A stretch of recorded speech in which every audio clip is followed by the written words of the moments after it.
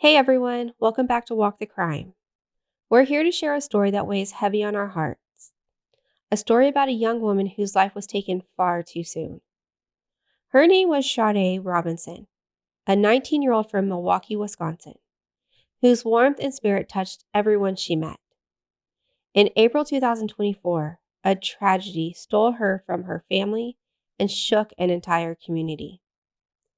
This case is heavy, so we're going to tell it with all the respect it deserves. Let's walk through Sade's story together. Sade was someone truly special. At 19, she was studying criminal justice at Milwaukee Area Technical College, chasing a dream to make a difference in her community. Her family and friends remember her as a vibrant, kind, always ready with a laugh or a kind word. She was a daughter, a sister, a friend who brought people together. But on April 1st, 2024, what should have been a fun first date turned into a nightmare no one could have ever seen coming.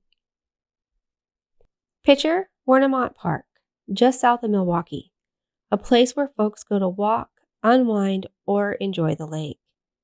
But on the morning of April 2nd, 2024, someone walking along the shore found something horrific: a severed human leg. That moment turned this peaceful park into a place of grief. DNA tests later confirmed that the leg belonged to Sade. Let's go back to that night.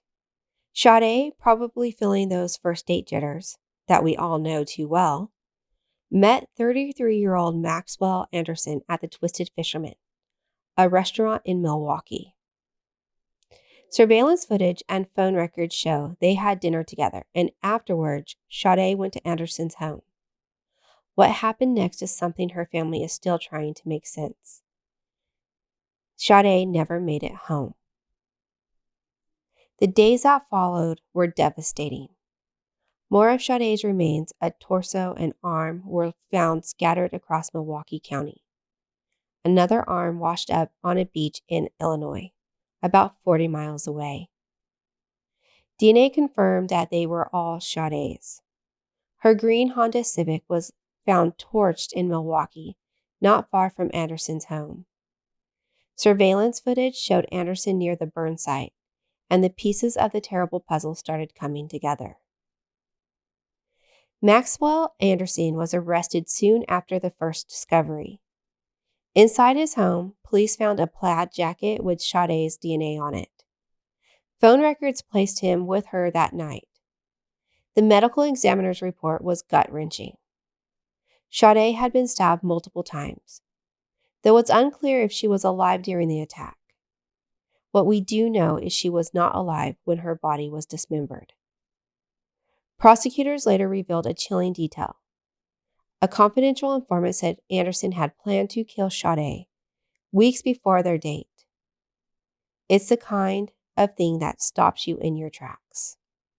In May 2025, the case went to trial, and it captured Milwaukee's attention. Anderson faced charges of first-degree intentional homicide, mutilating a corpse, hiding a corpse, and arson. Prosecutors said he tried to cover his tracks, even sending a text message after Sade's death to mislead others. Defense claims there were gaps in the evidence, but the jury wasn't convinced. On June 6, 2025, Maxwell Anderson was found guilty on all charges. It was a moment of justice for Sade's family, but nothing could fill the void she left behind. Sade's story goes beyond the courtroom. Her family, led by her mom, turned their pain into purpose. They founded Sade's Voice Foundation to help find missing persons and support crime victims, especially Black women whose stories too often go unheard. Sade Robinson was a dreamer, a daughter, and a beautiful soul. Her family's resilience inspires us to keep sharing these stories, to honor those we've lost, and to advocate for change. If Sade's story moves you, please visit Sade's Voice Foundation to learn how you can help. This will be linked below in the description. Thank you for being here. Please like, subscribe, and share to keep Sade's memory alive. We'll see you next time on Walk the Crime.